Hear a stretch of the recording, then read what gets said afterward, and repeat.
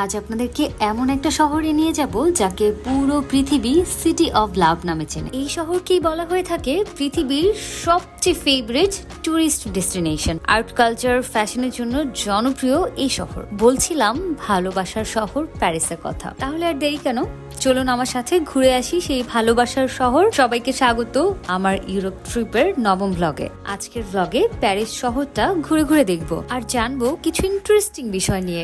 আর আমি প্যারিস ঘুরতে গিয়ে কি বিড়ম্বনার শিকার হলাম সেটা তো জানাতেই হবে। প্যারিস নিয়ে ফ্যাসিনেশন আমার অনেক দিনের।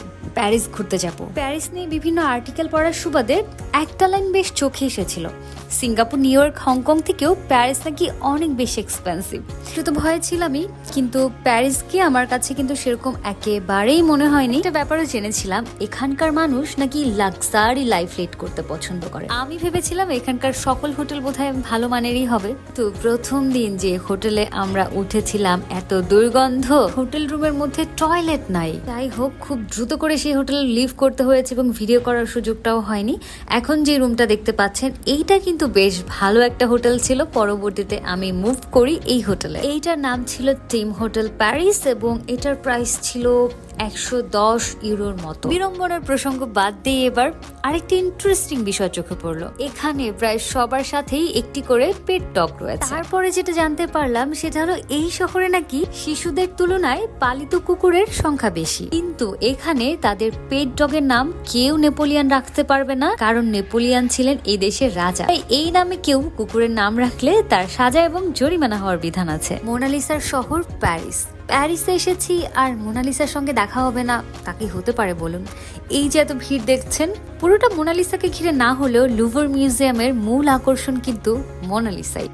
সেই মোনালিসার সঙ্গে দেখা করতে কি কি কাঠখড় পোড়াতে হলো সেটা কিন্তু জানাবো পরবর্তী ব্লগে লুভর মিউজিয়াম নিয়ে। প্যারিস এসেছি আর আইফেল টাওয়ার দেখবো না তা কি হতে পারে?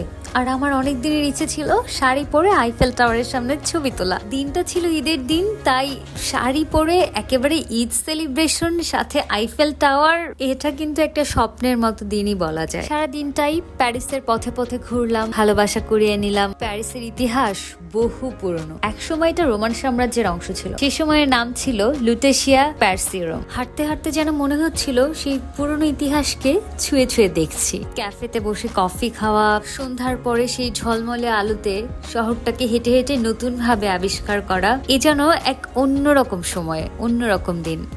প্রতিটি ভ্রমণ পিপাসু মানুষের জীবনে এমন একটি দিন আসুক, এমন একটি সন্ধ্যা আসুক। সবার জন্য শুভকামনা। আজকের মতো বিদায় নিচ্ছি। আর প্যারিসের পরবর্তী ব্লগে থাকছে সেই শাড়ি পরে আইফেল টাওয়ারে যাওয়ার সেই দিনটা, আর থাকছে মোনালিসার সঙ্গে দেখা হওয়ার সেই romantic moment. So stay connected.